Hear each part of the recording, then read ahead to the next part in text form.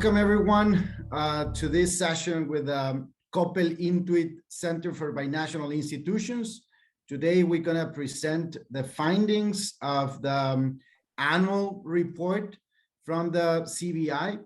And on behalf of the U.S.-Mexico Foundation, we're super happy to see this bilateral relationship now getting very, very dynamic, I'll say. We are seeing many things happening between Mexico and the US. But the relevance of the institutions, the relevance of the institutional framework is there. It's are the institutions are who can lead a process for a better development, more economic integration.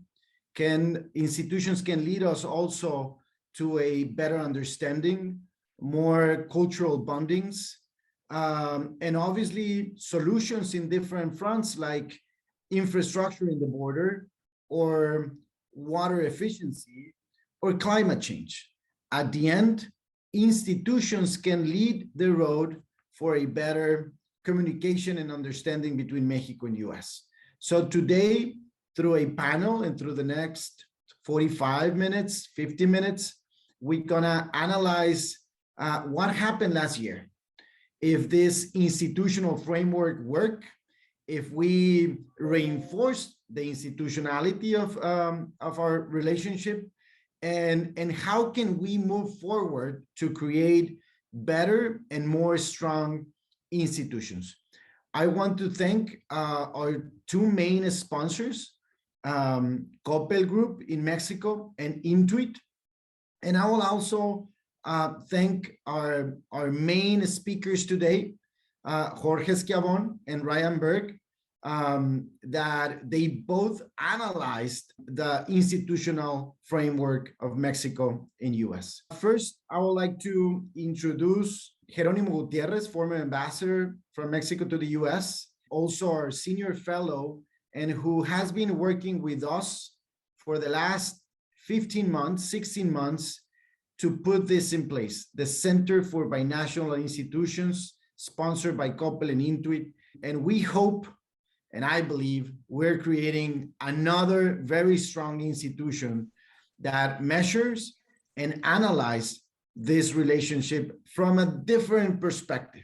Sometimes we analyze the relationship on the economic integration or the diplomatic relationship. In this case, we analyze the framework through institutions that are very, very relevant for us. So welcome, Jerónimo, and also welcome to Cristina Martinez Pinto, who is our leader and coordinator of this program and this project in Mexico City. And Cristina will be in the panel. Thank you very much. Thank you, Enrique, very much for that introduction. It's a pleasure to be here with all of you. Thank you for joining us. The Center for Binational Institutions is guided by the idea that institutions are important because they help both countries and especially their governments address and often solve all sorts of problems and challenges. They also facilitate follow-up, which is very much often the key to making sure that joint initiatives by the United States and Mexico actually get implemented. Binational institutions are by no means a guarantee that the relationship will go out without any problem or conflict or challenge, but they do provide the opportunity to tackle differences through some basic institutional and organized framework.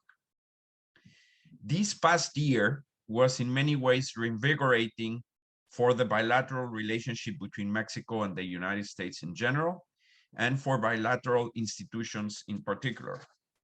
And in that regard, it is our pleasure to present this first annual CBI report.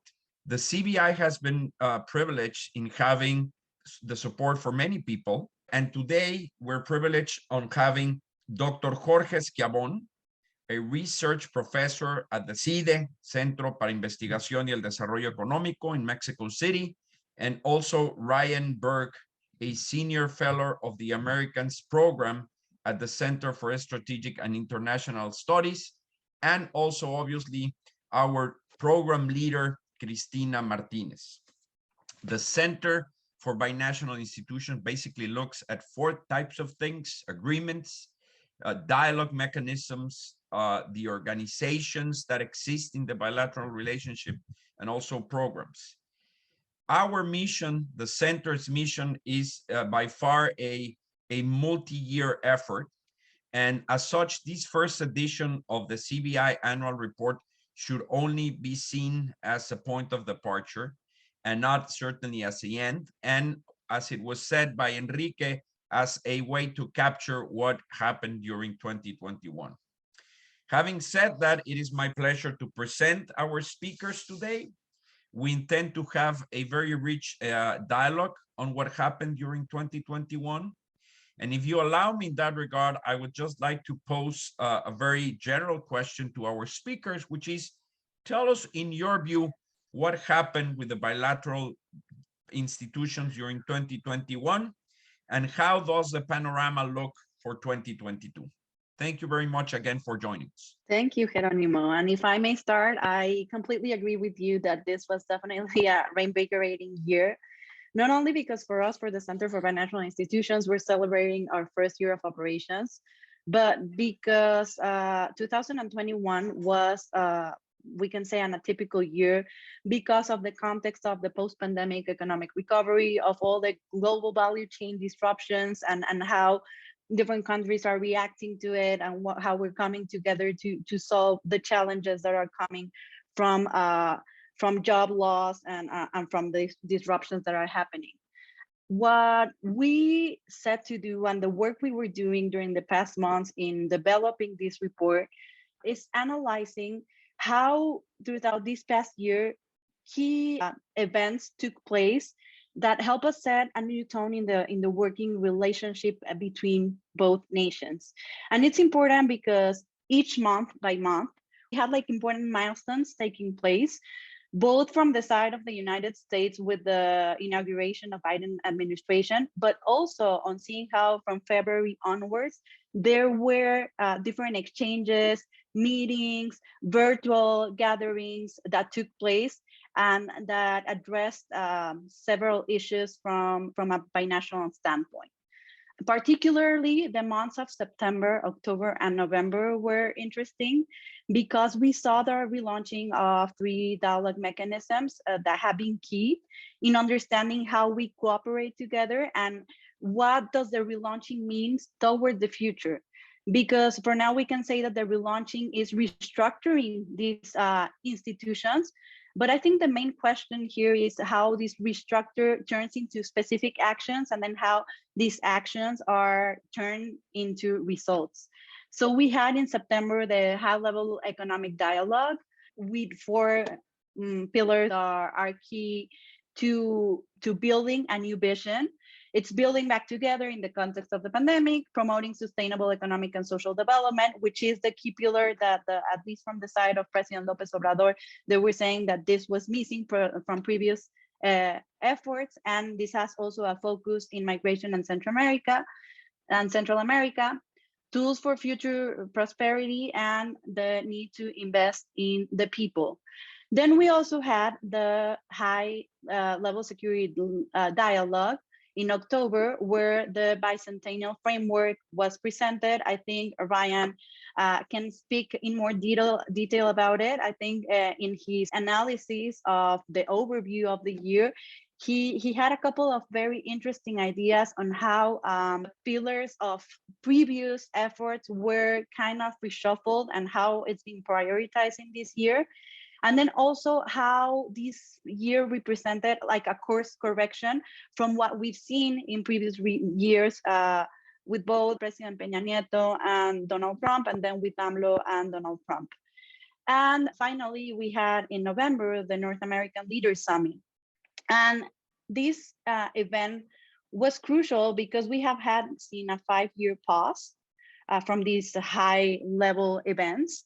And we saw a revamped interest from 3 parts, also including the Prime Minister of Canada, on discussing economic cooperation, COVID pandemic, migration, development, security, and of course, addressing what are the next steps to the high-level economic dialogue and to the high-level security dialogue.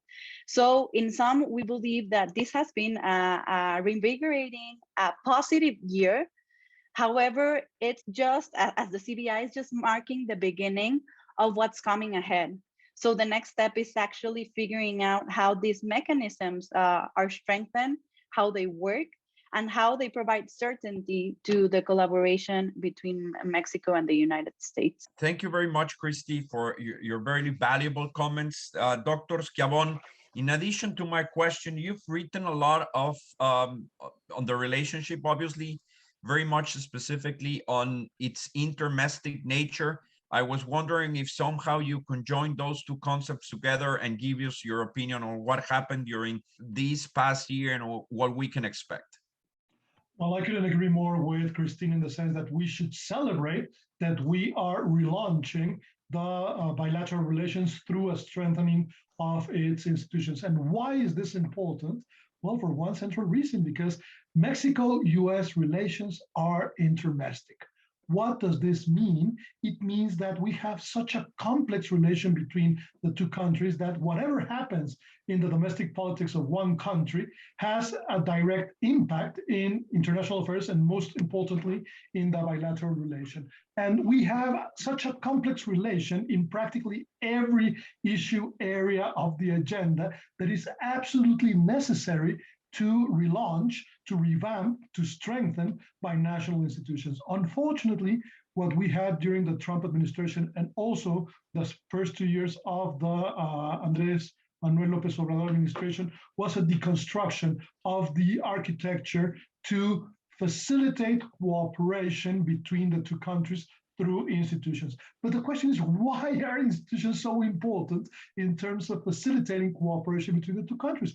Because better binational institutions benefit both countries, but especially the least powerful one, that is Mexico, because they give us predictability, certainty, efficiency, and effectiveness to do two things. First, to identify, and then to attend and propose solutions for the multiple issue areas and topics that integrate this interdomestic bilateral agenda. Therefore, it is extremely important that I celebrate the construction of this new Center for Binational Institutions and that now we have the 2021 report to know exactly what happened during this whole year in practically every issue of the agenda.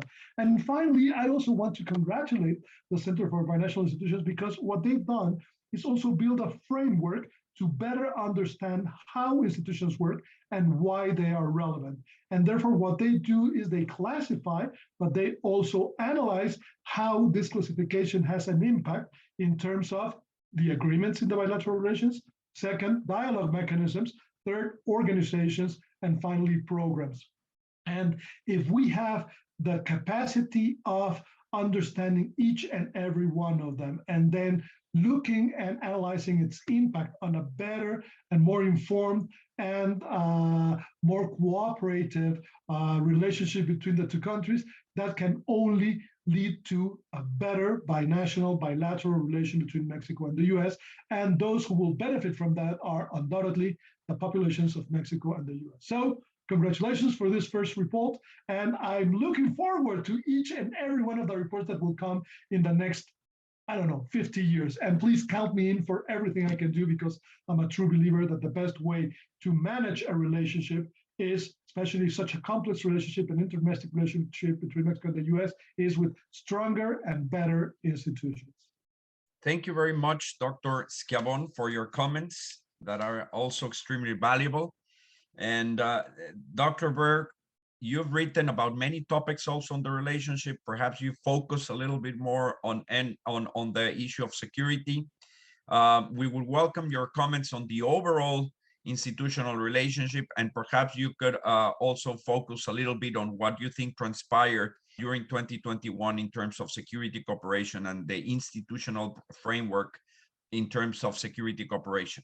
Well, thank you very much, Jeronimo, for allowing me to speak. Thanks very much to my esteemed colleagues, Dr. Schiavone and Cristina. It was a delight to participate in the research that went into this report, and I'm so happy that 2021, as my colleagues have said, was largely a year of reinstitutionalizing the relationship between Mexico and the United States, that reinvigorated or saw the reinvigoration of those institutions. I think it was a very important year, and as has been mentioned already, 2022 and beyond will likely be about the follow-up.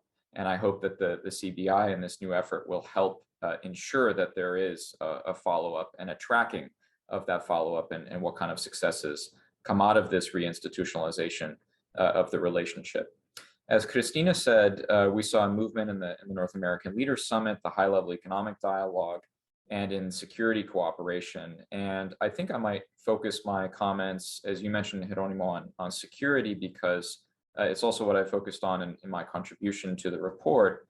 I think one thing that was really good about the relaunching of a high-level dialogue on security is that, well, I would say two things. First is it was far less likely to mean a leader-to-leader confrontation on security cooperation, US and Mexico. That's a good thing. And consequently, I think it helped bring down the temperature or the tenor of the debate. So it made it less about AMLO and the American president, and it made it more about dialogue between officials at the State Department and at the Mexican Ministry of Foreign Affairs, who know each other, who have worked with each other for a long time, who have less incentive to be politically posturing, and have more incentive to move policy forward.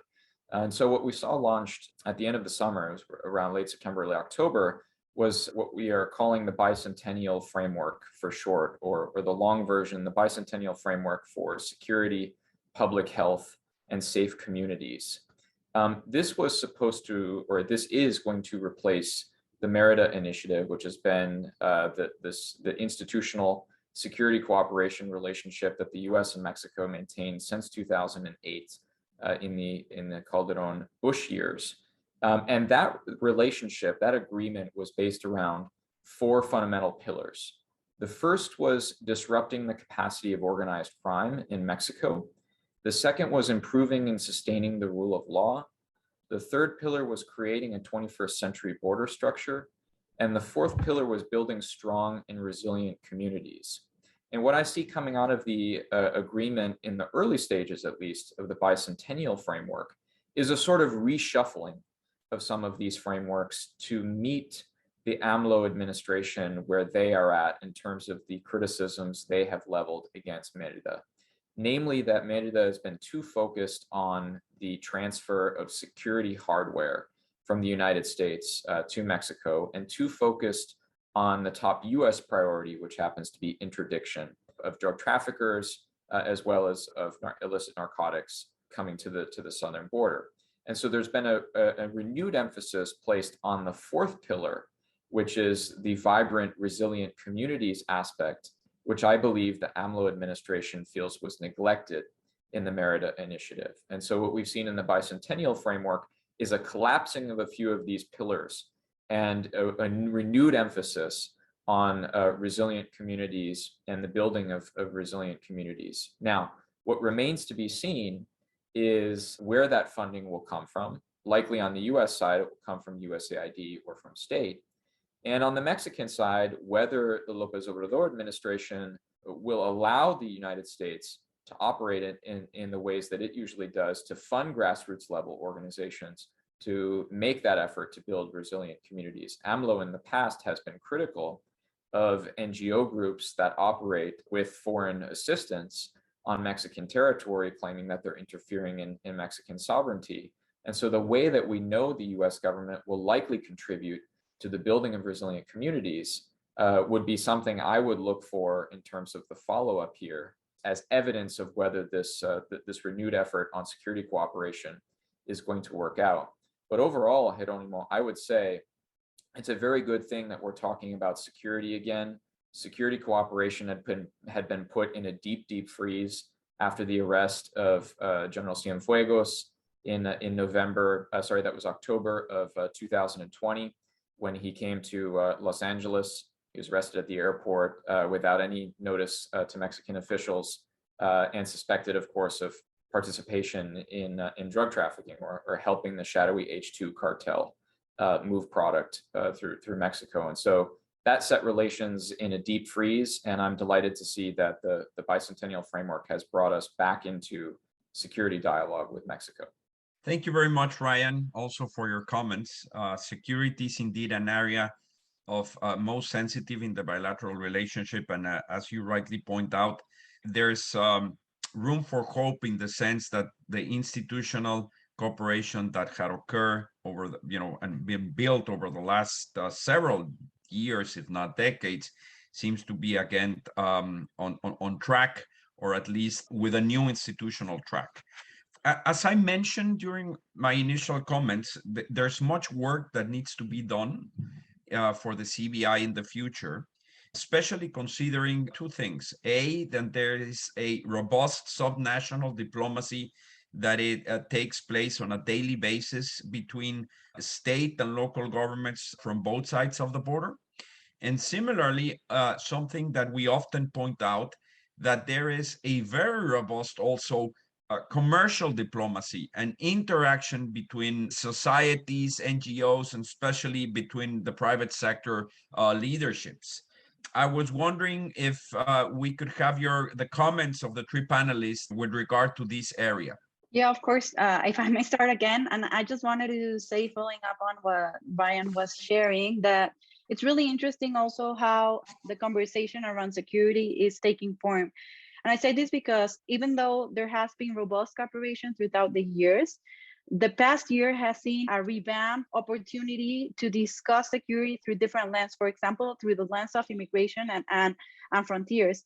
And we saw that just happen with the latest visit from Mallorca to Mexico with the Minister of Foreign Affairs. And it's already been 5 meetings where these topics have been discussed. And although there hasn't been much information of the depth of the discussions and what are the next steps and the follow-up, it hasn't been very open to actually know what's being discussed and how we can follow up and learn more and even contribute from our side to this work. It's interesting that these meetings are institutionalized and taking place between Mallorca and our Minister of Foreign Affairs, Marcelo Ebrard. Back to what's happening at the subnational level, I think it's really interesting as well. What we've been doing at the CBI is working on top of building on top of the work of Professor Guillermo Garcia Sanchez.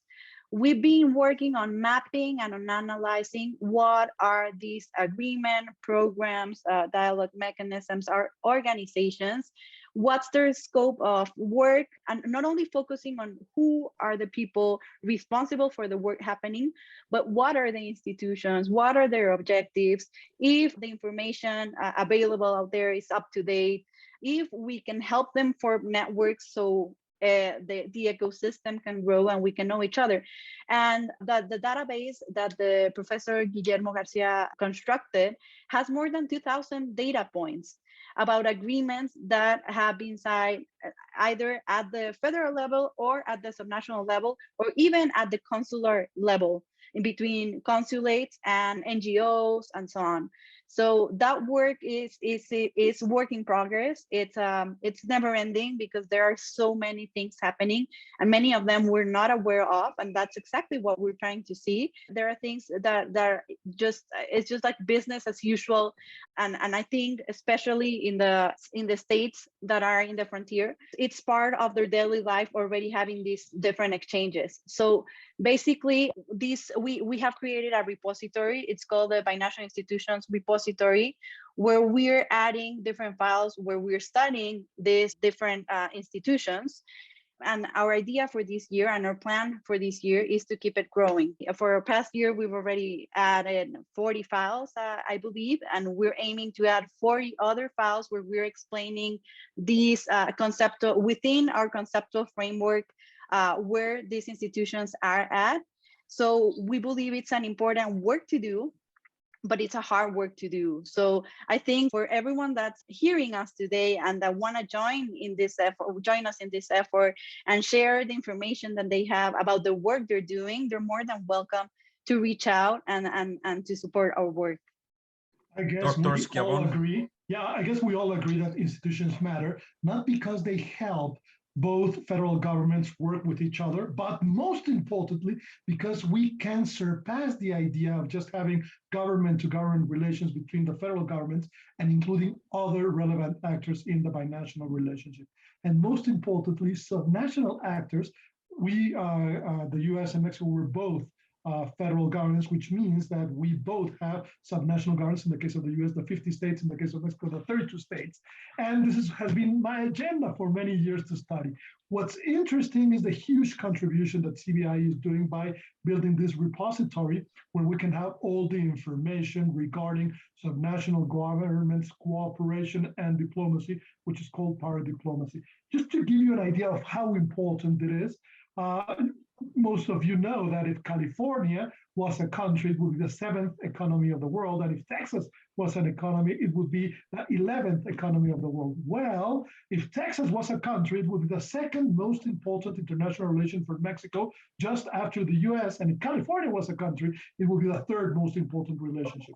This means that the relations that Mexico has with the subnational governments of 2 of the US states, California and Texas, are more relevant than those that we have with any other country in the world. That's how important it is to understand, analyze, and have the information on what's going on at the subnational level. But not only that, we also have to find ways in which it is not only government to government from the different levels of government, but also between business people of both countries. And that's why the high-level economic dialogue is a great idea, but also how as academics we can work the binational relations and how non-governmental organizations can also work together. Therefore, institutions allow for going out of the government box and including other relevant private, social, and academic actors in helping for a better relationship between Mexico and the US. So once again, I'm extremely happy that now we have all this information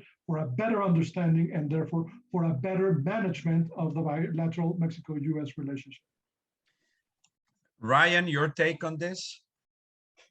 Well, it would be hard to offer anything over and above what's already been said by my colleagues on the panel, other than to say, again, this is the importance of tracking institutional relationships between countries that are as entwined as the United States and Mexico, is that there's a lot going on under the hood, so to speak. And under the hood is, of course, at the regional and the state-to-state level, not just between leaders at the federal level. And of course, this happens whether or not leaders at the federal level get along with each other or like one another, and whether or not there are major disagreements between federal governments. And so again, it just brings us back to the importance of tracking and following up, doing the work that the CBI is going to do in years to come.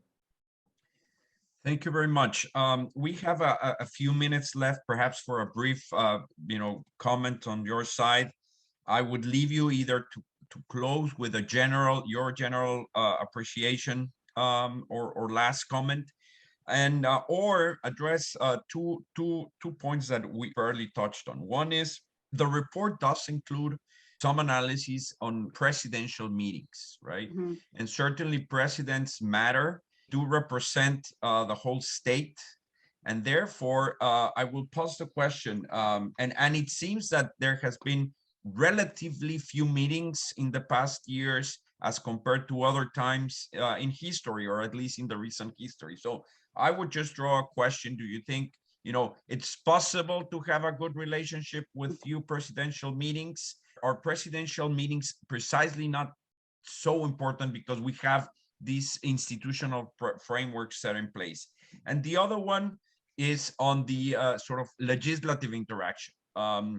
Since 1961, there has been an interparliamentary meeting between Mexico and the United States. And to my knowledge, in the past few years, they have not met. I was wondering if some of you could also comment on that. Thank you. Thank you. And I'll take on the first question, Geronimo. I think it's an excellent question. We actually added yearly scorecard that it's intended to develop a set of indicators so we can measure how we're advancing on binational institutions.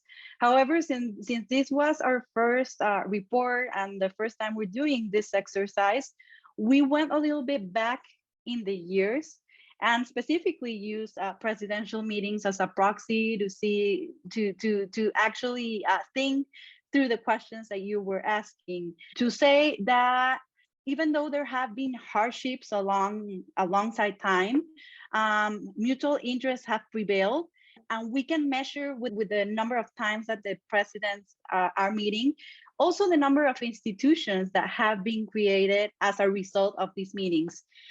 We believe these meetings could also be seen as foundations on which institutions are being built. And what's important is that they help us, as you've already said, as my colleagues have already said, they help us structure the relationship and resolve conflicts. For example, we saw back in 2001, we have 5 presidential meetings. But what's interesting is that during this past year, we've seen already 2.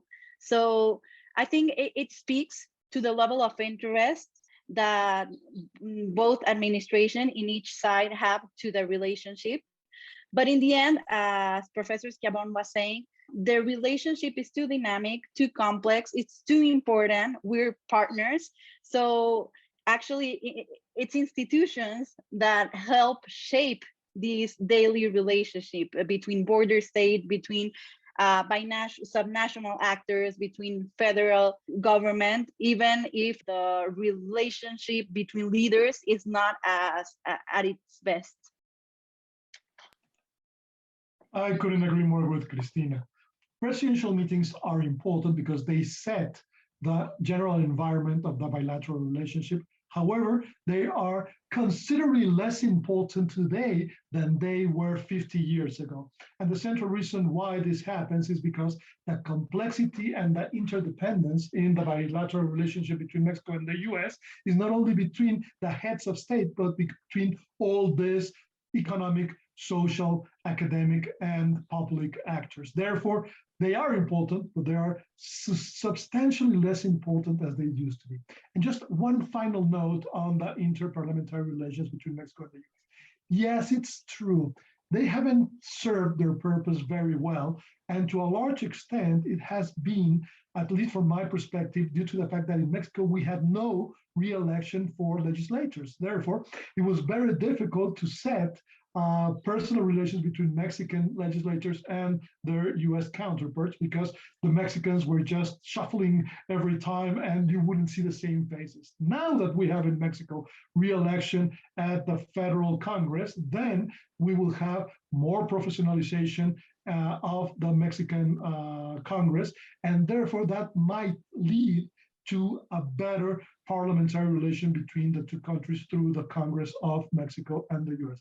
I hope that happens, but this is still to be seen. Thank you, Jorge. Ryan? Look, I agree with both Cristina and Jorge. I think the presidents in many bilateral relations, not just in the US-Mexico bilateral relation, presidents tend to drive the agenda. Don't underestimate the ability of the bully pulpit that comes with the presidency to keep the overall relationship on track. And however, the more institutionalized an overall bilateral relationship is, the less subject it is to the whims or the capriciousness of a particular political figure. And so in the US-Mexico case, we've seen moments in the last 5 or so years where there have been tensions between the US and Mexico, and yet there's still a lot of work going on beneath the surface on that institutional level, which hasn't been broken, which hasn't been stymied, despite the fact that there are disagreements between high-level leaders. And so that's the benefit of the institutionalization of the relationship, is that they become less subject to the whims of political leaders. And so the meetings between presidents, I think, are important. They're important for agenda setting.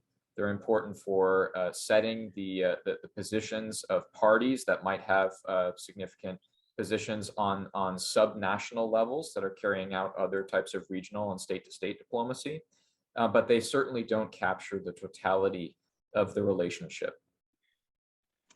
Thank you very much, Ryan. Well, it has certainly been a very rich dialogue with all of you, all of the panelists. I think that if I may try to summarize it, I would say two things. One is that 2021 confirmed to us the importance of bilateral institutions in having a productive relationship between Mexico and the United States.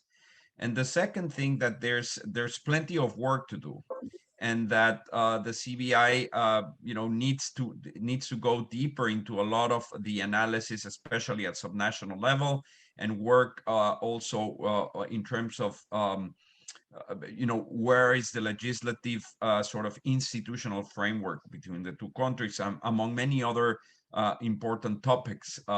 So thank you for all those wonderful comments. I would like to move on. And as we finalize this dialogue, it is extremely important for us to end today's conversation with some remarks from our sponsors, Intuit in the case of the United States, and Coppel in the case of Mexico. We also have with us Gaston Luquen of Coppel Group, Director of Institutional Relations. Thank you, Jeronimo. We're very enthused about the path that the CBI has taken. It fosters institution building as a tool to strengthen the relations between our countries. And we believe that the CBI is an added value that as a catalyst for progress and for better understanding through stronger framework, better networking, and stronger institutions. And better institutions serve a dual purpose. On one side, they help us move forward in better understanding and better agreements when all the planets are aligned, but also to better weather the storms when they are not aligned. We believe that the private sector has a role to play in bettering relations between our countries by providing input, providing ideas, proposals, and generate added value that translates into better public policy. And well, we congratulate the CBI on its first anniversary. As you mentioned, Jeronimo, there's still a lot of work to do, and we look forward to the CBI gaining credibility, capabilities, and being of true use for positive change. Thank you very much, Gaston. And thank you, obviously, our sponsors, which have been instrumental to the founding of the Center for Binational Institutions, and also key to shape our working plan and to be able to be here with all of you presenting this report. Allow me on a final note to let Alejandra Sanchez, CBI Program Research and Assistance, to share with you where you can download the report and how to follow us on social media. Thank you, Jeronimo, and thank you to our sponsors for their final remarks. First of all, we want to thank everyone here who was part of the making of the CBI report. We are very excited about this first effort to produce a yearly analysis of the bilateral institutions. You can download the report in our website at usmexcbi.org.